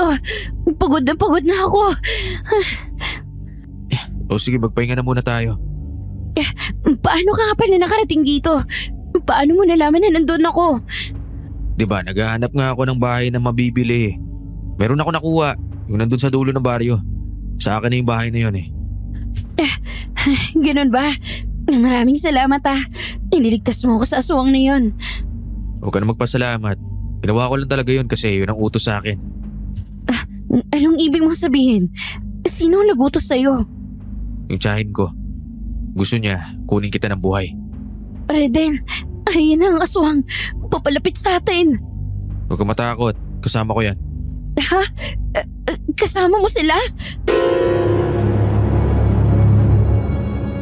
Ngumiti ng nakakatakot si Reden tapos ay nanlisik ang kanyang mga mata kaya nabalot ng takot ang buo kong katawan. Hindi ko na maigalaw ang aking mga kamay. Nakatitig na lang ako sa mga mata ni Reden. Parang nahipnotismo ako. Kasunod yun ay naramdaman ko na lang na sinuntok niya ako. Tinamaan ako sa panga kaya nahilo ako at nawalan ng malay. Nang magising ako ay nasa loob na ako ng isang bahay. Nangigala ko ang aking mga mata, nakita ko si Reden na kasama ang kanyang asawa at isa pang lalaki. Reden, bakit dinala mo ko dito? Anong kailangan mo sa akin? Hindi ba sinabi ko sa'yo na inutos sa akin na daling kita dito ng buhay sa akin tiyahin? Kaya yun ang ginawa ko. Sinong tiyahin ang sinasabi mo? Kamusta ka, Rosaline? Nagkita tayong muli. Aling Marites? Reden, siyang tiyahin mo? Kung gano'n iaswang ka rin. Oo. Ang mapapangasawa ko, ang pamangkin ni Tia Marites. Kaya sa kanya ako nahawa ng pagiging aswang. Pero mabuti kang tao, Reden. Bakit ka pumayag na maging aswang? Aaminin ko sa'yo na nung una hindi ko ginustong maging ganito. Pero na matanggap ko na yung aking kapalaran, nagustuhan ko na rin yung pagiging aswang. Ang pagkakaroon ng ganitong katauhan ay parang isang kapangyarihan. Kapangyarihan pala para sa iyo ang pagiging aswang. Mga kampon kayo ng kadiliman. Maraming buhay na yung inyong kinuha, pero patuloy pa rin kayo sa paghahasik ng lagim. Dahil ang mga pangkaraniwang tao ang pagkain namin. Kung wala kayo, hindi rin kami mabubuhay. Huwag kang mag-alala. Magiging pagkain ka rin kagaya nila. Hindi sa lahat ng pagkakataon ay makakaligtas kayo sa mga krimeng ginawa nyo. Huwag niyong isiping magaling kayo kung nanalo kayo sa labang ito. Dahil darating ang araw, may darating na mas magaling sa inyo. Mamamatay din kayo. Oy, parang natatakot ka na. Alam mo kasi na malaki ang atraso mo sa akin, di ba? Dahil sa'yo, hanggang ngayon may masakit ang likod ko. Hindi gumagaling ang sugat. Sa palagi ko bendetado rin ang itak na yon ni Romulo na ginamit mong pantaga sa akin. Ipinagtanggol ko lang ang aking sarili at si Tio Romulo kaya nangyari yon. Pinatay mo rin ang aking ama kaya dapat lang na maghirap ka muna ng matagal sa sugat na yan bago ka mamatay. Bigla akong sinampal ni Aling Marites. Napabiling ang aking mukha. Kaagad kong naramdaman na namanhid ang bahaging yon ng aking pisngi. Tapos ay sinabunutan niya ako. Inilapit niya sa aking tenga ang kanyang mukha. Pinahaba niya ang kanyang dila at dinilaan ang aking leeg. Sobrang takot nang nararamdaman ko kaya napaiyak na lang ako. Mamamatay nga ako sa sakit pero uunahin na kita. At para masaya ay uunti-untiin ko ang iyong kamatayan. Nasisiyahan ako kapag ang aking biktima ay takot na takot. Kapag ginawa mo yan, hindi ka titigilan ni Nestor. Papatayin ka din niya. Sinong Nestor? Yun dahil yung sundalo dito. Magagawa lang niya yun kung makikita niya pa ako. Dahil ang plano namin, pagkatapos kong patayin ay aalis na kami sa lugar na to. Delikado na kami dito. Napakasama mo talaga, Aling Marites. Kampon ka ng Diablo. Kampon ba ng Diablo? Tikman ko nga kung masarap ang dugo mo. Nang kagatin ako sa kamay ni Aling Marites ay naramdaman ko ang pagbaon ng mga pangil niya. Napasigaw ako sa sakit. Ramdam ko rin na sinipsip niya ang aking dugo. Tapos ay tuwang-tuwa siyang tumayo. Pinahid ang dugo sa kanyang labi. Matapos ay nagtungo sa bintana at tumingala sa langit. Nakita niya na maliwanag na ang sikat ng buwan. Bilog na bilog yun. Masarap talaga ang dugo ng kaaway. Mamaya, pagsapit ng 12:00 ng gabi, ikaw ang gagawin naming hapunan. Biyernes ngayon, Tia Marites, at petsa 13. Parang alam ko na ang iniisip mo. Gusto mo ba siyang iaalay sa bilog na buwan? Tama ba ako? Tama ka, para lalo tayo maging malakas. At pagkatapos ng ritual, ay tsaka natin kakainin ang hangal na to. Tama ka nga dyan, Tia Marites. Pero sa palagay ko, hindi na mangyayari ang iniisip ninyo. Dahil sa mga sandaling to, ay patuloy akong hinahanap ni Nestor at tiyak ko na makakarating sila dito. Anong ibig mo sabihin? Plano na namin pasukin ang lahat ng mga abandonadong bahay dito sa baryo. Naisip kasi namin na baka sa mga ganito nagtatago ang mga aswang. Napatay na nga namin ang isa ninyong kasama na nahuli naman sa abandonadong bahay sa bukana ng baryo. Napakangal mo, Reden! Bakit hindi mo yung sinabi sa akin? Pasensya na. Nakalimutan ko. At ngayong nawawala ako, ay tiyak na paparating na sila dito. Ito na lang hindi pa napapasok ng mga tao. At para madali nila tayo makita, ako na ang gagawa ng hudyat. Mula sa likuran ko ay kinapa ko ang baril. Pero muli akong nabigla nang malaman ko na wala na ang baril sa aking likuran. Kaya pala ay nakuha na ni Reden nang mawalan ako ng malay at pasanin niya ako. Nanlulumo akong napatingin kay Reden nang ipakita niya sa akin ang baril.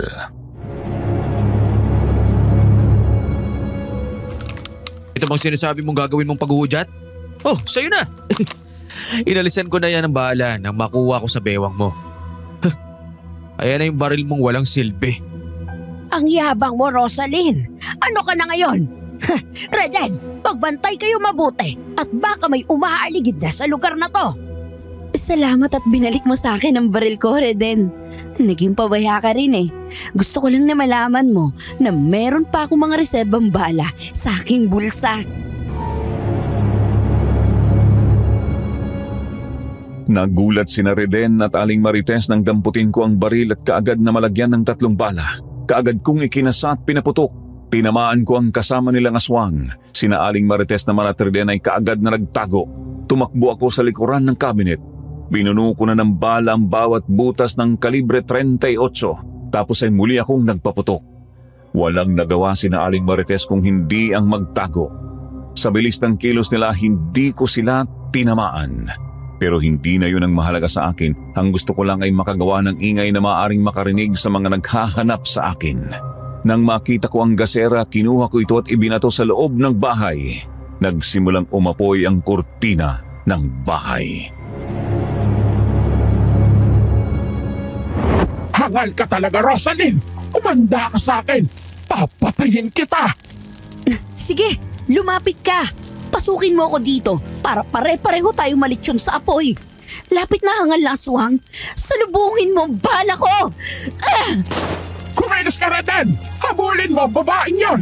Papalabas na siya ng pintuan! Ako na bahala sa kanya, Pia Marites. Umanda ka sa akin, Rosaline! Talagang ginagalit mo ko, ha? Sige, may hawak pa akong isang gasera. Lumapit ka sa akin. Lapit! Rosaline, nandito na ako! Nestor, dumating ka na. So kasi narinig mo mga ingay na ginawa ko. Pati ang pagsusunog ko dito. Pasensya ka na kung ngayon lang kami nakarating. Hinanap ka namin kung saan-saan. Hindi ko naisip na nabihag ka pala ng aswang. Hanggang sa marinig namin ang malalakas na putok ng baril galing dito. Nang makita naman ni Reden at Aling Marites na nakapasok na sa loob ng bahay si Sergeant Nestor ay nagsumiksik sila sa madidilim na bahagi ng bahay. Tahimik kaming nakiramdam ni Sergeant Nestor kung saan na nagsisiksik ang mga aswang. Muli ay itinali niya ang malakas na flashlight sa ibabaw ng kanyang baril. Kaya kung saan niya itututok ang baril ay maliwanag niyang makikita yun.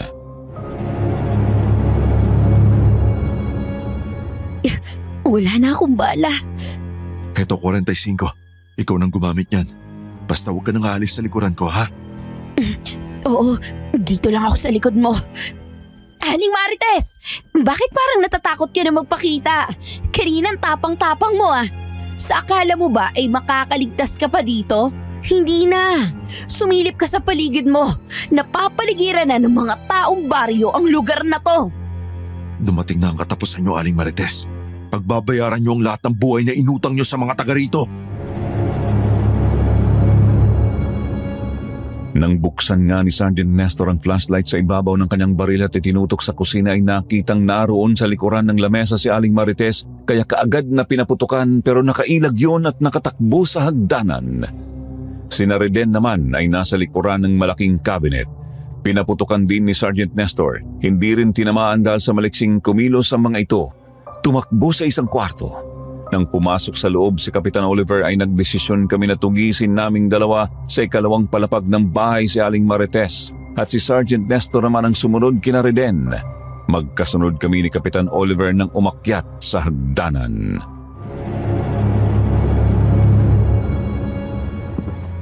Dalawa pala ang kwarto dito, Kapitan Oliver. Saan kaya dyan pumasok si Aling Marites? Hindi ko rin alam. Mas mabuti pang pasukin na natin na parehong kwarto para malaman natin. Sigurado, nandyan yan sa isa dyan. Malakas naman itong flashlight ko eh. Mga hangal kayo! Talagang ayaw niyo akong tigilan, ha? Umanda kayo ngayon! Ikaw ang mamamatay ngayong halimaw ko! Tatagpasin ko talaga ang leeg mo! Ikaw ang lalapain ko! Nagpambuno sina Kapitan Oliver at Aling Marites. Hindi ko tuloy maiputok ang hawak kong baril. Nag-aalala ako na baka si Kapitan Oliver ang aking tamaan. Kaya nang makita ko na nabitawan niya ang itaka, yun ang aking kinuha. Nang magkaroon ako ng pagkakataon ay muli kong tinaga si Aling Marites na tinamaan sa balikat. Nang bumao ng talim ng itak sa kanyang katawan ay nagulat siya. Napaatras nang umaagos ang dugo niya sa katawan. Galit siyang humarap sa akin para sumugod. Iyon naman ang pagkakataong hinihintay ko para paputukan siya.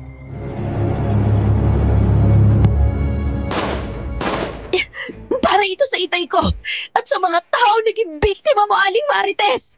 Mamamatay ka na! Agal ka talaga, Rosalie! Natapos din ang paghahasik mo ng lagim. Sa wakas ay naiganti ko ng aking itay, Kapitan Oliver. Patatangimik ng kanyang kaluluwa. Oo, Rosalie. Di akong masaya na si Mang Julian sa nangyaring ito. Tayo na. At hanapin na natin si Sargento Nestor. Oo nga pala. Nasaan na kaya siya? Ano na nangyari sa kanya? Kasunod yun ay narinig namin ni Kapitan Oliver ang dalawang malalakas na pagsabog. Nang lumabas kami ng kwarto ay nakita namin ang malaking apoy na kumalat na pala sa buong bahay. Nataranta ako habang nakatingin sa kusina kung saan doon ko nakitang nagpunta kanina si Sergeant Nestor.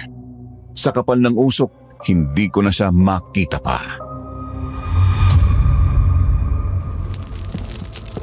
Nestor! Nasaan ka na? Naririnig mo ba ako? Kailangan na natin lumabas ng bahay, Rosalie. Malaki na ang sunog.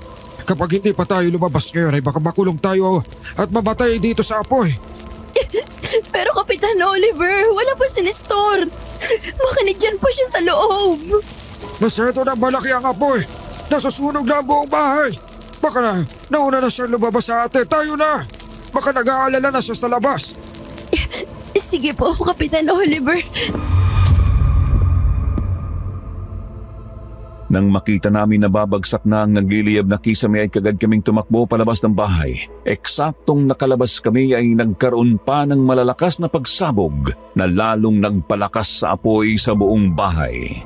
Nang malaman ko na wala pa sa labas si Sergeant Nestor ay natiyak kong nakakulong na nga siya sa nasusunog na bahay. Gusto ko sanang bumalik sa loob pero pinigilan na ako ni Kapitan Oliver. Kapitan Oliver, pabayaan mo na ako bumalik sa loob. Nandun pa si Nestor. Baka nasugatan siya na malumaki. Hindi siya makalakad palabas. Mabalik ako sa loob. Huwag ka nang magpumilit na bumalik, Rosalie. Nakita mong natupok na ng apoy ang buong bahay. Gusto mo bang mamatay? Nestor! Nestor naman eh. Bakit naman hindi ka nag-ingat? Di ba sinabi mo sa akin na hindi mo ako pababayaan? Di ba hindi mo ako iiwanan? Nangako ka na kahit anong mangyari, tutuparin mo yung pangako mo sa kuya ko. Pero nasan ka na? Natupok na ang buong bahay. Tiyak ako. Kasama na siya sa mga nasunog na aswang na nandyan sa loob. Kapitan Oliver, bakit naman sa ganitong paraan pa nawala si Nestor? Kung kailan naman mahal ko na siya. Hanggang sa huling sandali, pinaglingkuran niya ang kanyang bayan. Isa siyang sundalo na nagsakripisyo ng buhay para sa ating baryo na matagal nang nililin lang ng mga aswang. Saludo ako sa sundalong kagaya niya. Sige na, Rosalie. Tayo na tumuwi. Sige po. Naula na kayo. Dito na lang po muna ako.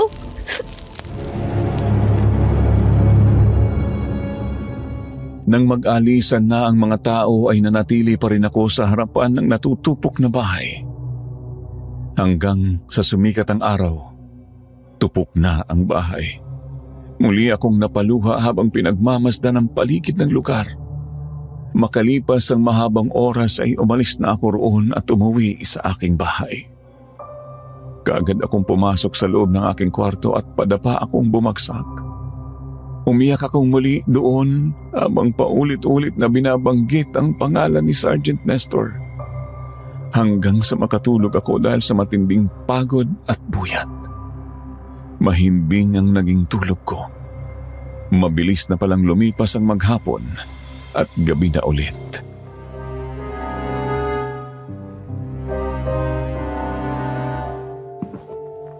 Bakit ka umiiyak? Kasi nangako ka sa akin na kapag natapos na yung aking problema, isasama mo na ako at aalis na tayo sa lugar na to. Payag naman ako eh. Kaya lang, nasan ka na ba? Nandito lang ako. Hindi naman ako umalis ah. Nestor! Nestor! Nagising ako at iminulat ang aking mga mata. Binanggit ko pa ng ilang ulit ang pangalan ni Sergeant Nestor, pero nang igala ko ang aking paningin ay nalaman ko na nasa kwarto ako. Panaginip lang pala ang lahat. Noon ko naisip na nakasama nga pala siyang natupok sa nasunog na bahay. Dahil sa kalungkutan, muli akong umiyak. Bakit ka umiiyak dyan? Hindi mo pa ba ayusin ang damit mo para makaalis na tayo? Kung panaginip ka na uli, sana'y huwag na ako magising. Alam mo naman na mahal kita. Bakit ka namatay? Bakit hindi ka lumabas ng bahay na yun? Sinamahan mo pa ang mga aswang hanggang sa kamatayan. Sino bang namatay? Sino bang nasunog? Ikaw! Namatay ka na sa sunog! Nananaginip ka pa ba, Rosaline? Gumising ka na nga. Hindi ba ito panaginip? Buhay ka ba talaga, Nestor? Oo, buhay ako. Nakaligtas ako kasi may basement pala yung bahay na yun. Doon ako nagtago na magsimula na mag-apoy yung buong bahay matapos kong pasabugan ng granada yung 3 aswang. Kung ganun, buhay ka nga. Maraming salamat sa Diyos at nakaligtas ka rin. Aalis tayo sa baryong to. Pabayaan mong manatili sa kanilang isipan ang ginawa kong pagsasakripisyo para sa kanila.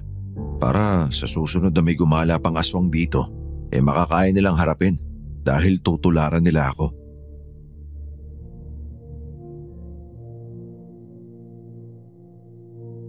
Ngumiti lang ako ng matamis matapos ay yumakap na ako kay Nestor.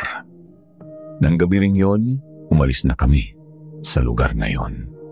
Sumama ako sa kanya sa kanilang bayan. Makalipas ang ilang buwan, nagpakasal kami at nabuhay ng maligaya. Tinupad niya ang pangako sa aking kapatid na hindi ako pababayaan kailanman. At yan po ang aking naging karanasan, Sir Jupiter. Sana po nagustuhan niyo ang aking kwento. More power po sa inyong channel. And God bless. Thank you.